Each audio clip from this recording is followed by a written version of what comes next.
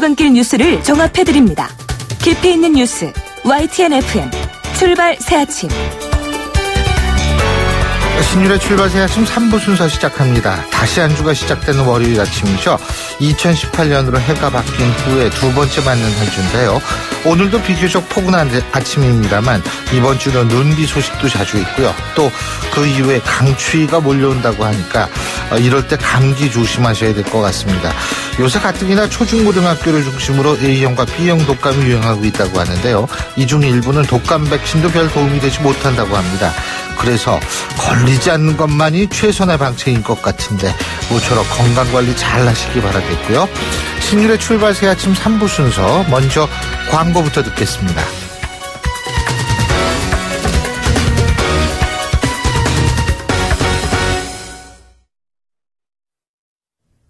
YTN 라디오 신율의 출발 새아침.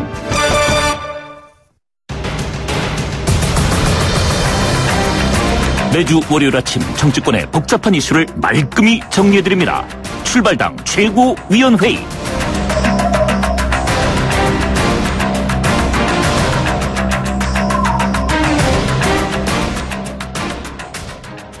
예, 휴일이 끝난 날 아침 어김없이 월요일이든 화요일이든 여러분을 찾아뵙는 두 분 오늘도 나와 계십니다.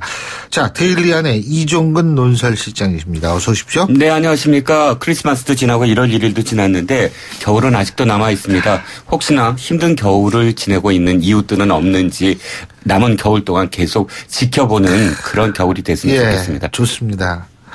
그러니까 지금 이종근 실장님 말씀은 이제 휴일이 다 이제 설밖에 안 남았다. 지금 이런 의미로 받아들이겠습니다. 예.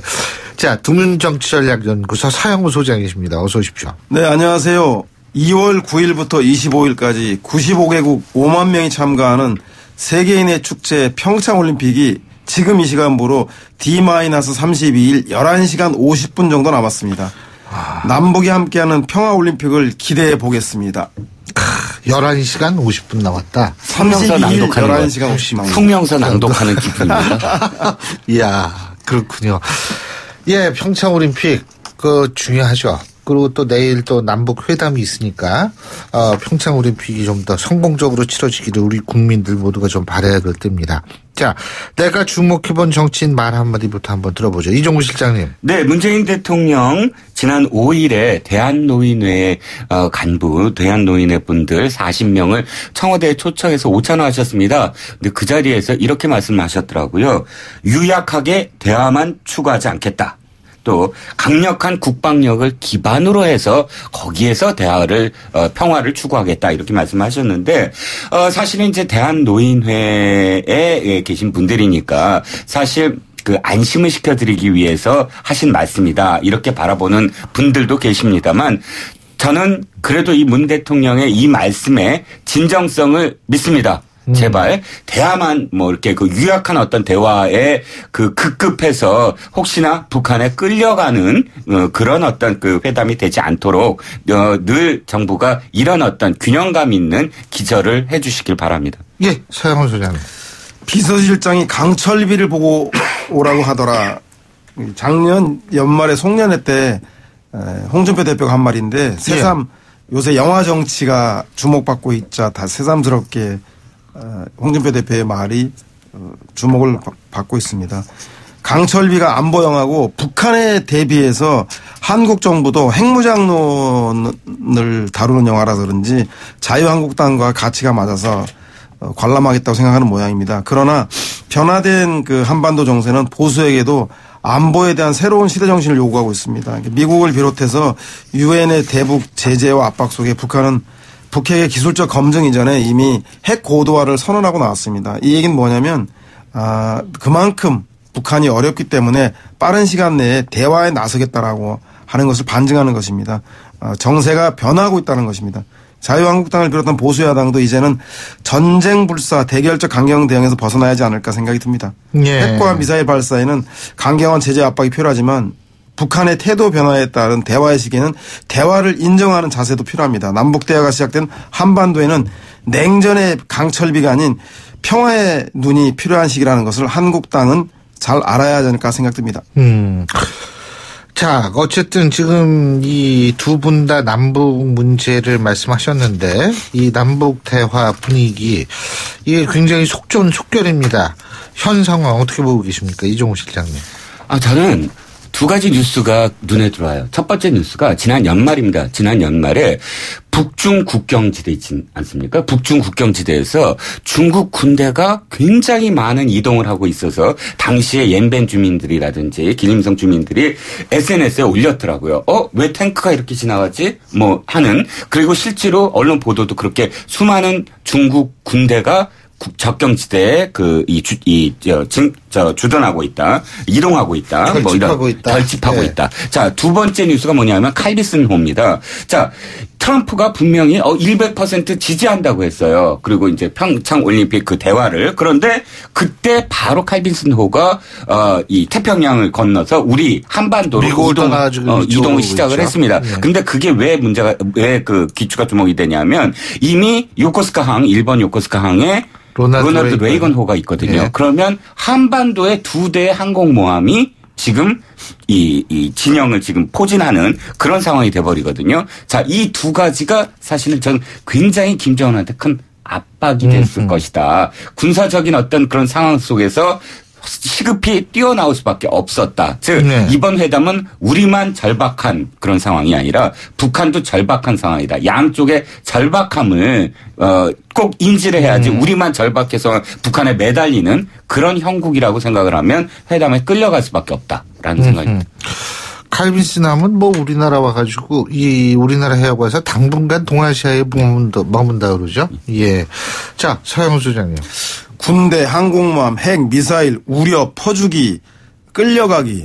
참 보수가 좋아하는 말입니다. 이렇게 평화적인 회담을 앞두고도 이런 얘기가 나오는 거 보면 참 안타까운데요. 저는 이번 회담을 앞서서 첫 술에 배부르랴. 일단 북한의 평창 올림픽의 성공적인 참여에 고위급 회담 집중해야 합니다. 그렇게 집중하면 향후에 남북 관계의 폭이 더 넓어질 것이다라는 생각이 듭니다.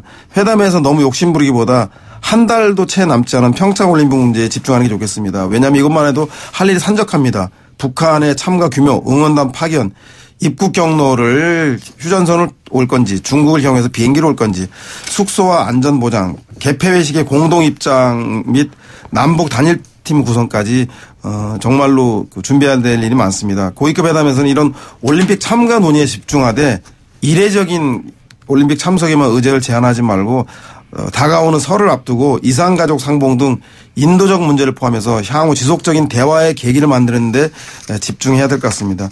일단 대화의 물꼬가 터지면 남북 간의 대화 접촉이 더 늘어날 거고 그렇게 되면 북한이 결국은 미국과도 대화할 수 있는 분위기와 조건을 만드는 그런 회담이 되지 않을까 싶습니다. 그러니까 이제 남북 대화가 미국과 북한과의 대화의 교량 역할을 할 수 있다 이 말씀이시죠. 그렇죠. 이제 북한도 네. 성급하게 한국과 미국의 군사훈련을 중단하라던가 내지는 또 한국은 북한에게 핵 폐기를 약속하라라든가 이렇게 한순간에 모든 걸 풀려고 해서는 안 된다. 그래서 하나하나 차근차근하게 대화의 물꼬를 트는 그런 계기로 삼는 고위급 회담이 되지 않겠냐 싶은 생각 듭니다. 네. 근데 이게 사실은 아까 제가 김경협 의원하고도 인터뷰를 했을 때 제가 그 얘기를 했습니다만 옛날부터 북한은 핵 문제는 우리랑 얘기 잘 안 했어요. 물론 이제 김경협 의원은 노무현 정권 때는 우리랑 핵 문제를 얘기했다 이렇게 주장을 하시지만 우리랑 얘기를 안 하겠다 그런 게 이게 어제 오는 얘기가 아닌데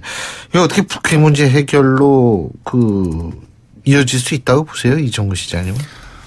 저는 어찌됐든 이 문제와 관련해서는 아까 서 소장님이 말씀하셨듯이 우리가 지금 취할 수 있는 건 다음 회담, 그러니까 평창 올림픽을 평화적으로 치른 다음에 계속 회담을 할 수 있는 것까지 합의를 하면 굉장히 큰 성과다.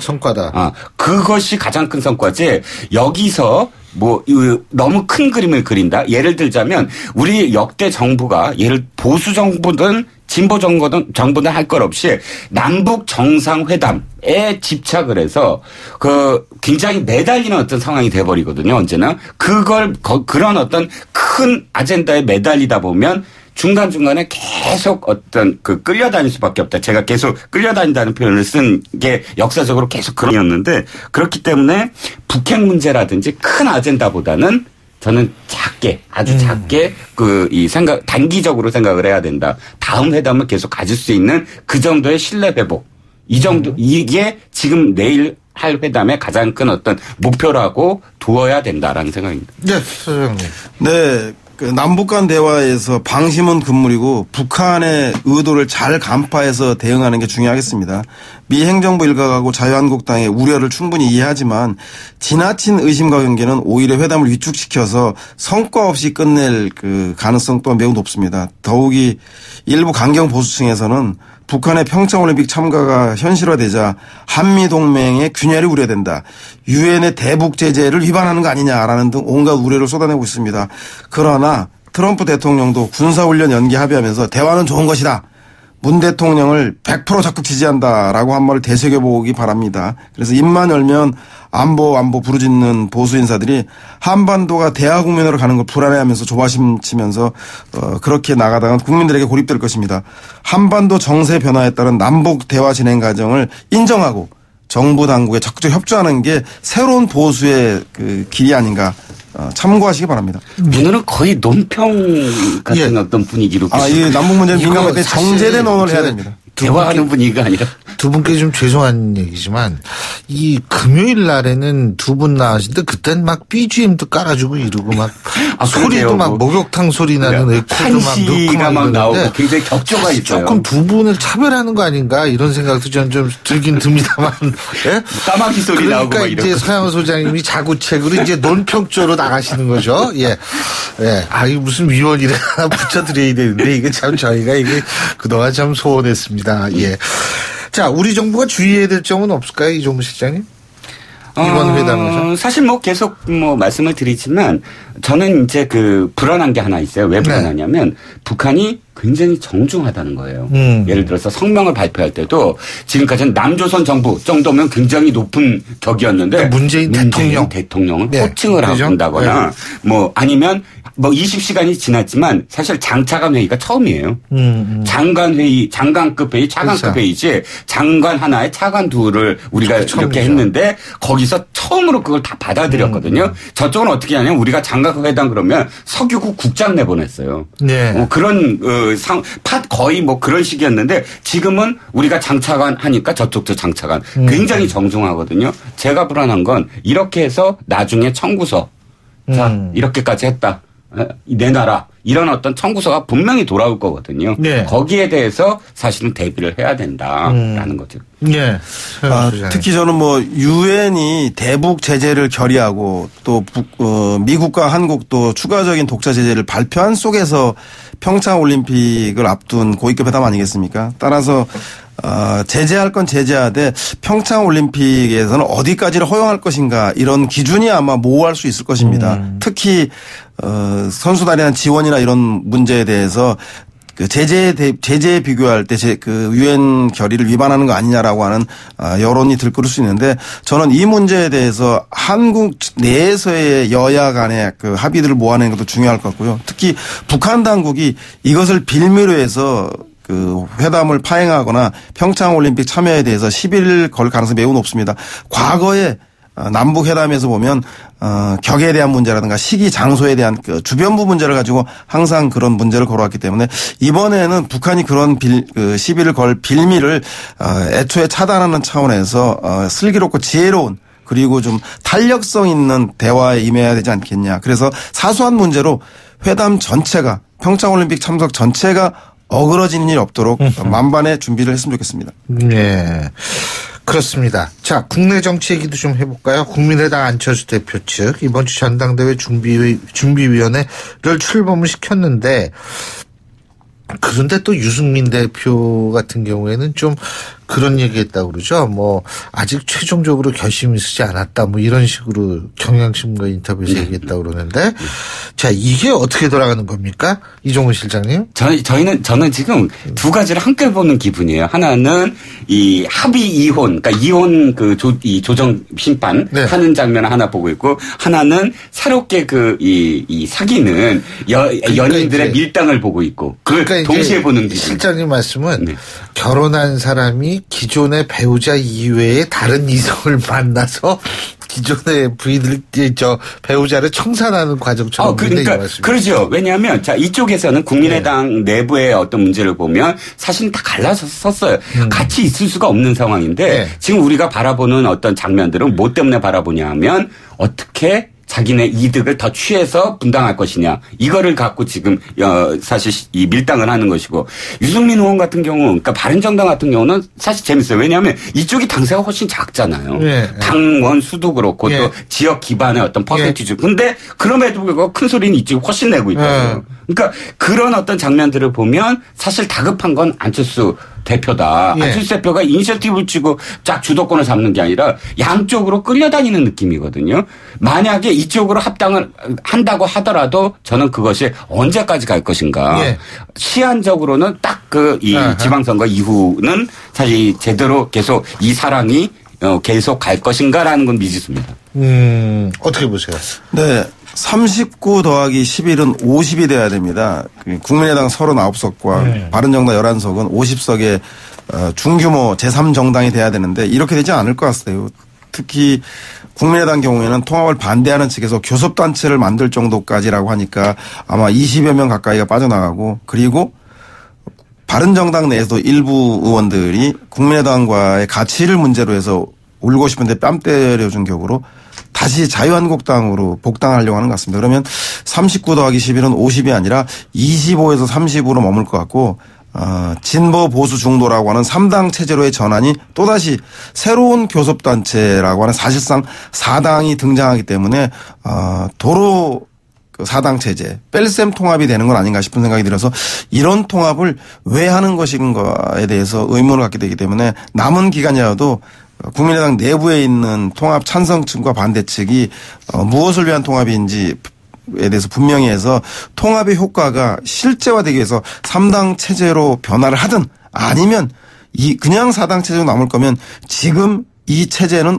또 어떠하리라는 국민들의 평가 유념해 주시기 바랍니다. 근데 이게 만약에 바른정당과 국민의당이 통합을 해가지고 이 통합한 이 두 정당의 지지율이 진짜 뭐 2당이 된다라고 뭐 이렇게 가정을 한다라고 한다면 이게 그러니까 통합에 반대하는 측도 결국은 쫓아올 가능성 같은 거는 없나요? 이종훈 실장님 어떻게 보세요? 불가능하죠. 불가능하죠. 이게 왜 불가능하냐면 지금 통합에 반대하는 측은 사실 지역적인 기반이 있는 사람들이에요. 완전 지역적인 기반으로. 그러니까 가치 지향적이보단 지역 기반의 그렇죠. 구도를 갖고 있는 분들이거든요. 이분들은 지금 사실은 바른정당의 이 합당을 해서의 어떤 그 속으로 간다면 사실 앞으로의 어떤 상황이 보장이 안 되는 상황이거든요. 근데 더불어민주당이 오히려 호남에서 지금 강세잖아요. 그러니까 더욱더 그쪽으로 지금은 이 지방선거 앞두고 이 사실 자신의 사람들이 기초의원이라든지 또는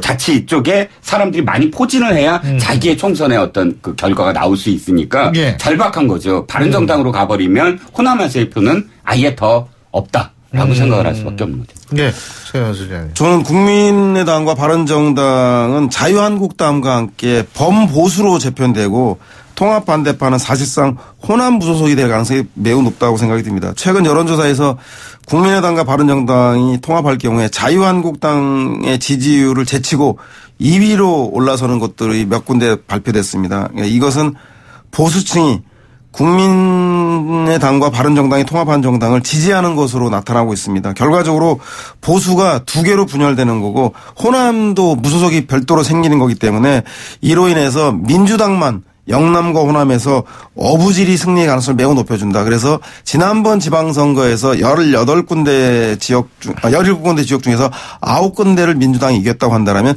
이번에는 영남과 호남을 수성하고 영남의 일부까지를 확보한다라면 11곳 내지 12곳 정도의 민주당이 우승할 가능성이 매우 높아진다. 따라서 야권이 이렇게 분열사항들을 어떻게 정리해 나갈 것인가 그 핵심적인 지방선거의 전략적 포인트가 아닌가 전망이 됩니다. 저는 시간이 남았다면 조금만. 예, 그럼요. 이번에 지지율 관련해서 갤럽에서 나온 건데 혹시 또 읽으셔야 되는 게 아닌가 불안하긴 하지만 예, 갤럽입니다. 뭐냐면 이거예요. 그러니까 이 국민의당과 바른정당이 통합하기 전에 그 지지율하고 당 지지율하고 통합한 지지율을 서로 비교를 해봤더니 자, 이 통합하기 전에 쭉 그 다 4당을 합쳐봤어요. 그랬더니 무당파가 26%인 거예요. 예. 그런데 이 국민의당과 바른정당이 통합한 이후에 봤더니 무당파가 안 흔들렸어요. 거의 25% 거의 비슷한 거예요. 그러면 아니 왜 둘이 합쳐서 17%냐. 합치기 전이 12%였거든요. 예. 그러니까 근데 5%포인트가 그 더불어민주당에서 4%가 빠지고 자유한국당에서 1%가 빠졌더라고요. 거기서 그렇다면 똑같이 무당파는 비슷한데 이 합당에서 5%가 늘어났다는 건 여기서 4% 여기서 1%가 같다고 볼 수밖에 없고 그러면 그렇게 해서 17%가 되는 게 무슨 의미냐는 거죠. 저는 가장 중요한 건 무당파는 계속 움직이지 않는 거예요. 그러니까 안철수 대표나 바른정당의 유승민 대표가 지금 원하는 건 합쳐서 무당파가 흔들려야 돼요. 그래야 판이 흔들렸다고 그렇죠. 얘기할 수 있는 건데요. 무당파는 합치든 안 합치든 똑같은 거예요. 아하. 지금 말씀하신 여론조사는 한국갤럽이 지난 2일부터 4일까지 전국 성인 남녀 1,007명을 대상으로 실시한 여론조사고요. 표본 오차는 95% 신뢰 수준에서 플러스 마이너스 3.1%포인트였습니다. 간단하게 해주시죠. 네, 그 여론조사의 핵심 의미는 예. 보수의 분열을 얘기하는 거고 그리고 바른정당과 국민의당이 통합하더라도 결국 보수층의 지지를 확보할 수밖에 없다. 중도층이라든가 진보층의 지지를 가져가지 못한다. 따라서 보수는 이 분열 문제를 해결하지 않고서는 지방선거에서 상당히 고전할 수밖에 없다는 것을 예. 알려주는 지표인 것 같습니다. 알겠습니다. 자, 다음 주에도 또 얘기할 게 많을 테니까 이번 주에는 여기까지 얘기하죠. 오늘 말씀 잘 들었습니다. 고맙습니다. 감사합니다. 네, 감사합니다. 예, 지금까지 데일리안의 이종근 논설실장, 두문정치전략연구소 서양훈 소장 두 분과 함께했고요. 자, 신율의 출발새 아침 3부 순서 여기서 줄입니다. 잠시 뒤 4부에서 뵙겠습니다. 날카로운 분석, 내일을 보는 시선, 신율의 출발새 아침. 신율의 출발새 아침 4부 순서 먼저 광고부터 듣겠습니다. 예, 8시 36분 12초 지나고 있는데요. 다시 돌아온 월요일 아침입니다. 월요일 일반적으로 참 많이 밀리는데 어느 정도인지 알아보죠.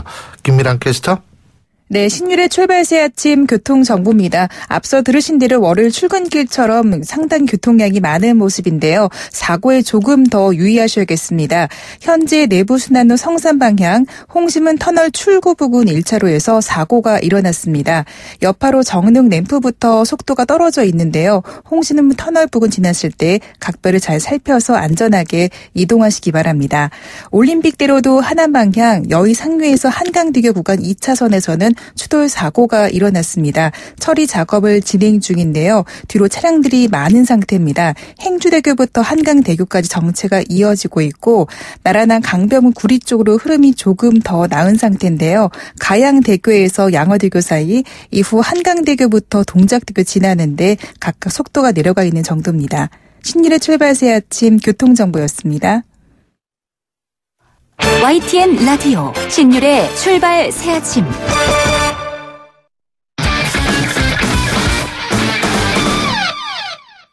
스포츠 소식 알아보겠습니다. 최동훈 스포츠 평론가 전화 연결되어 있습니다. 안녕하십니까? 예, 안녕하세요. 예, 내일 북한의 평창 동계올림픽 참가를 협의하는 남북 고위 당국 회담이 열리는데, 예. 이 장홍 북한 IOC 위원도 스위스 로잔에서 이 IOC하고 북한의 참가 문제를 논의하죠. 예, 이 장홍 북한 IOC 위원이 이번 주 초부터 이 스위스 로잔에서 IOC 관계자들을 만나서 이 북한의 이 평창 동계올림픽 참가 문제를 논의합니다. 이 장웅 의원이 IOC와 논의할 내용은 북한 선수들이 참가하는 종목, 또 이 참가 선수 규모 등이고요. 여기에 또 이 북한 선수들의 참가 비용하고 훈련비 지원 등이 이제 포함이 되어 있습니다. 자, 이 평창 동계올림픽에 북한이 참가한다고 하더라도 이 참가할 수 있는 북한 선수들이 그렇게 많지는 않거든요. 예. 자, 우선 이 피겨 페어 종목에 염대호, 김주식 선수가 있고요. 또 이 쇼트트랙 최은성, 김은혁 선수, 또 지난해 이 알파인 스키하고 크로스컨트리에서 월드컵 대회에 참가했던 선수들이 있기 때문에 북한이 참가하더라도 이 피겨 페어, 또 쇼트트랙, 크로스컨트리, 알파인 스키 이 정도에서 좀 예상이 됩니다. 그렇군요. 근데 이 평창 동계올림픽에서 금메달이 기대되는 스켈레톤 윤성빈 선수, 월드컵 6차 대회에서 금메달을 땄네요. 예? 예. 이 세계 랭킹 1위거든요. 윤성빈 선수가. 네. 그제 이 독일 알텐베르크에서 열린 이 월드컵 6차 대회에서 자, 1, 2차 시기 합계 1분 54초 28로 우승을 차지했습니다. 이 스켈레톤 황제라고 불리는 이 마르틴스 두크루스 선수를 밀어내고 또다시 1위를 차지했는데요. 이 윤성빈 선수 6차 대회까지 오면서 6번의 대회에서 이 금메달 4개, 은메달 2개를 따내면서 평창 동계올림픽에서 확실한 금메달 기대주로 떠올랐습니다. 이 프리스타일 스키 남자 모글의 최재우 선수도 이 월드컵 4차 대회 이 남자 모글 2차 결선에서 5위를 기록했거든요. 자, 비록 메달을 따내지는 못했지만 자, 이번 시즌에 4차례의 월드컵에서 모두 이 최종 결선까지 올랐기 때문에 이 메달에 도전해볼 만한 실력이다. 이렇게 이제 평가를 받고 있습니다. 그렇군요.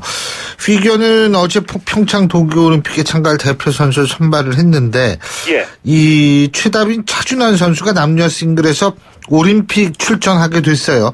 이 차준환가 조금 위험했었죠. 그죠? 예. 이 마지막 3차 선발전에서 이제 극적인 역전에 성공하면서 이 평창의 꿈을 이뤘거든요. 어제 이제 피겨 국가대표 선발 3차전이 막을 내렸고요.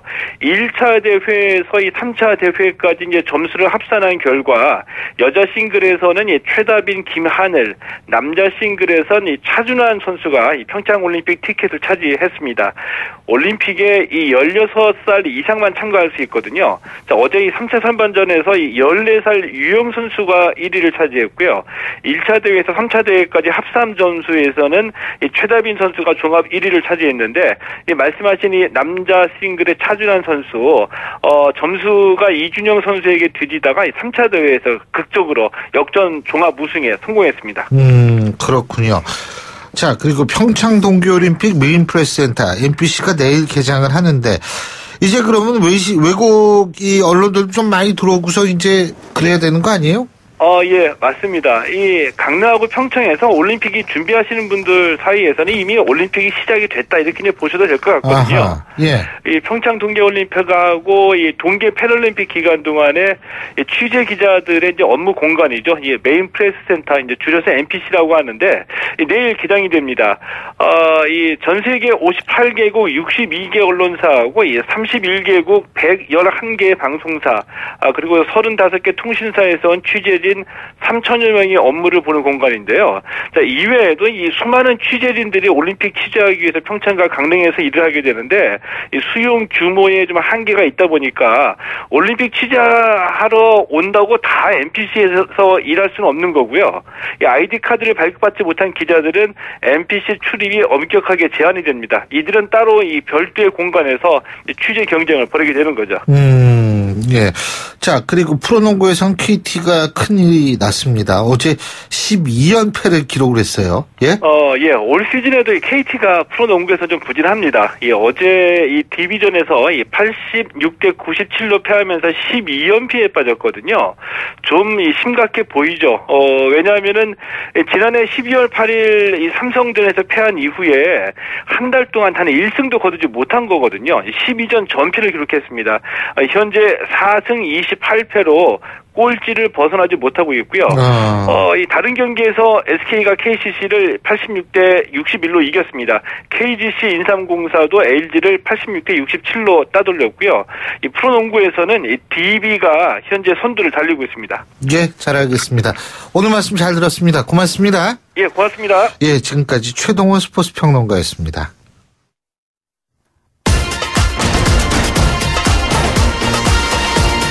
여러분이 지금 듣고 계신 주파수는 FM 94.5MHz입니다. YTN 뉴스 FM.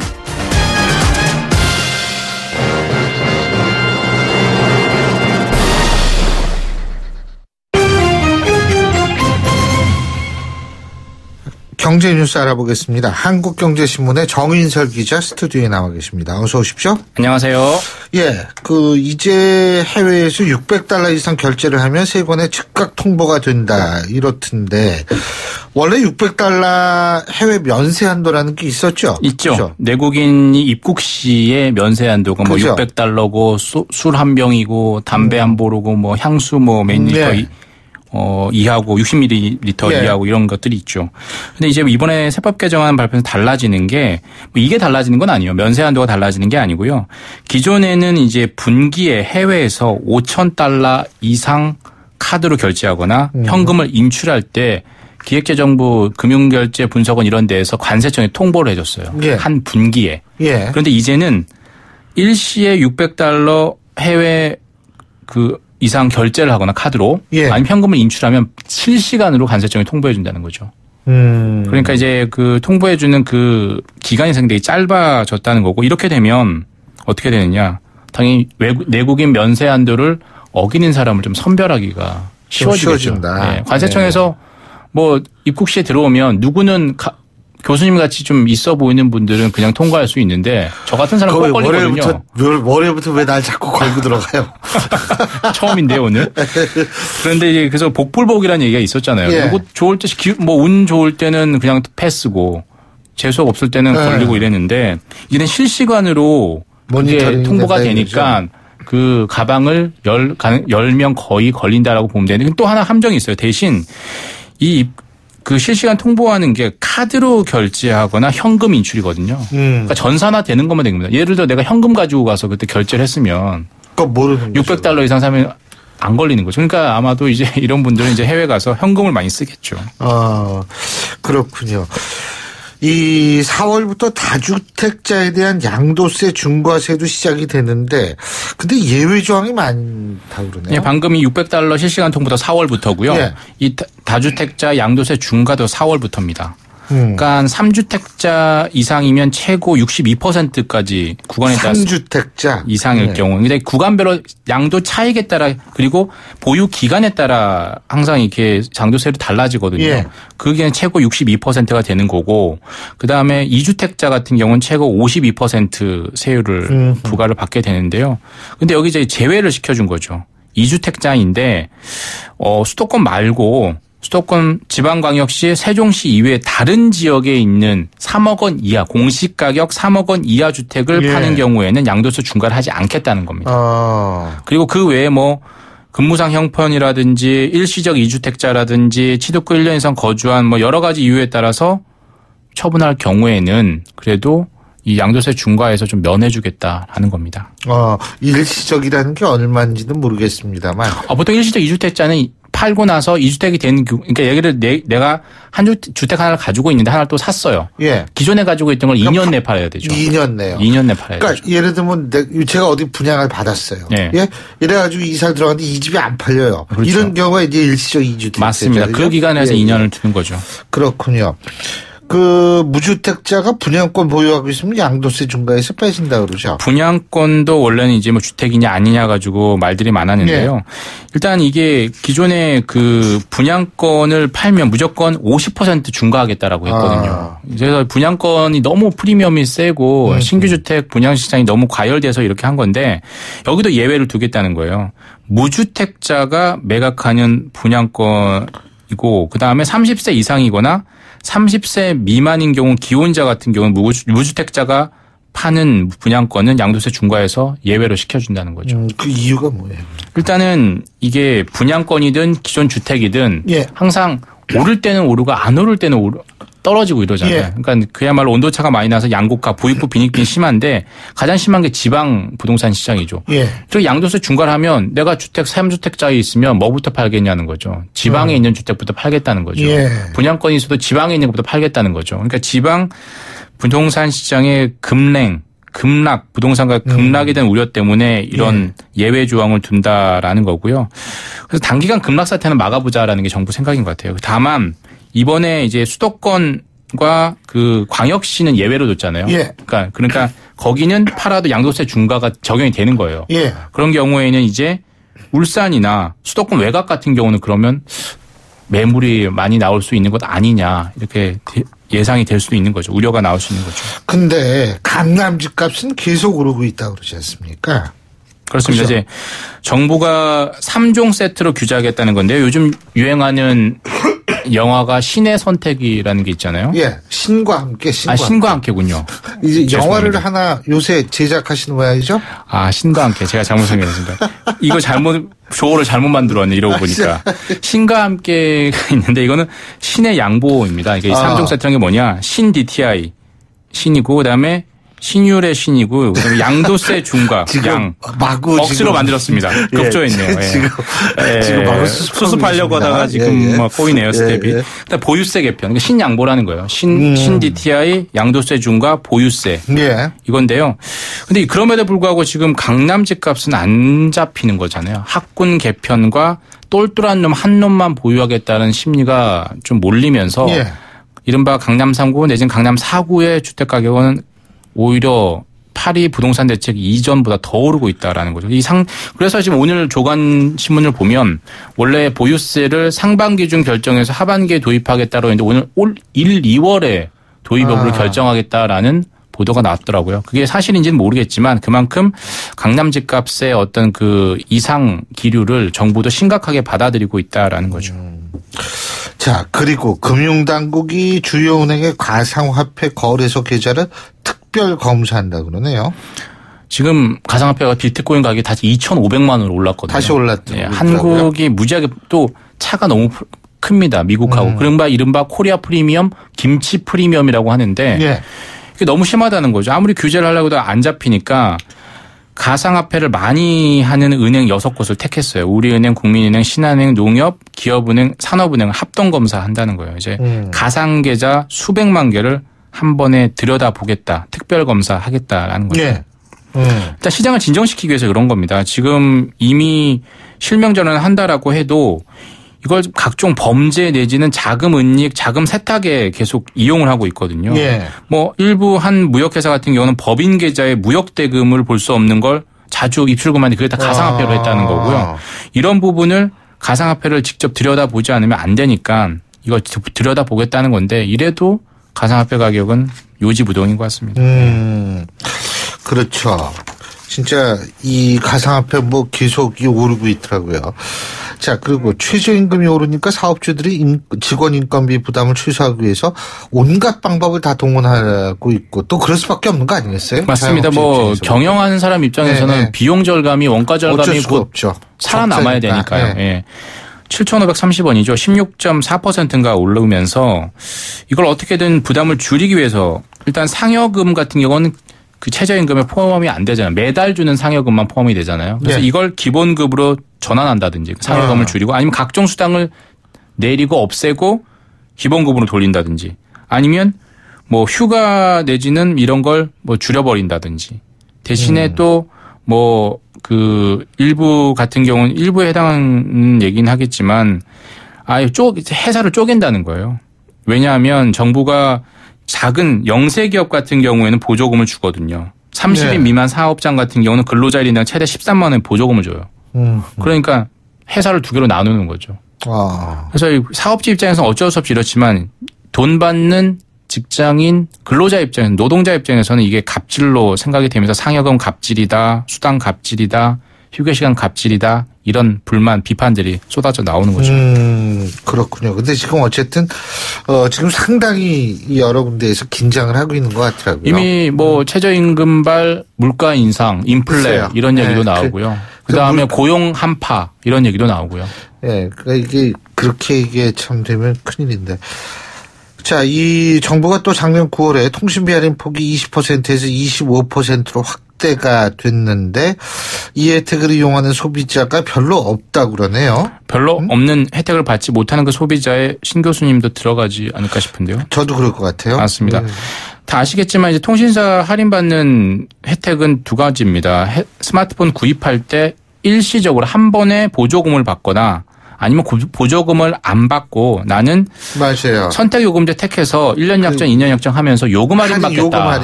이렇게 얘기를 합니다. 선택요금제라고 하는데요. 이게 이 할인폭이 작년에 이제 통신요금 감면시켜주겠다라고 하면서 9월에 정부가 20%에서 25%로 올렸어요. 예. 그럼 9월 이후에 1년, 2년 이 약정이 돌아올 때 만기 연장을 하면서 25%로 해야 되는데 안 하고 있는 사람들이 있고 통신사가 미리 챙겨주지 않습니다. 이런 거는. 25% 할인 받으세요라고 절대로 전화 먼저 하지 않고요. 우리가 챙겨 먹어야 되는 거예요. 그런데 대부분 안 하는 이유가 몰라서 안 하기도 하고요. 보통 이거 약정 깨면 위약금 무는 거 아니야 이렇게 걱정을 하기 때문인데 6개월 이하로 남았으면 위약금이 없거든요. 없어요. 맞아요. 그러니까 이 부분에 대해서 잘 모르고 25%를 받을 수 있는데 아직도 20%를 받거나 아예 받지 않는 분들이 있거든요. 그래서 항상 114 전화해서 확인해 볼 필요가 있고요. 통신비 못지않게 이제 병원비, 의료비 많이 드는데 보통 약국이나 병원 같은 거 저녁에 갈 일 많잖아요. 요즘에 하도 그래서 야간 진료도 많고 하는데요. 그런데 야간에 6시 이후, 평일이 6시, 토요일 오후 1시 이후엔 처방전 가지고 병원 처방전 가면 약값이 30% 할증돼요. 이 부분을 잘 알고 가능하면 6시 전에 가는 게 좋겠죠. 알겠습니다. 오늘 말씀 잘 들었습니다. 고맙습니다. 감사합니다. 지금까지 한국경제신문의 정인설 기자였고요. 신율의 출발 새 아침 월요일 순서 여기서 모두 줄이겠습니다. 전 내일 아침 7시 15분에 다시 오죠. 신율이었습니다. 고맙습니다.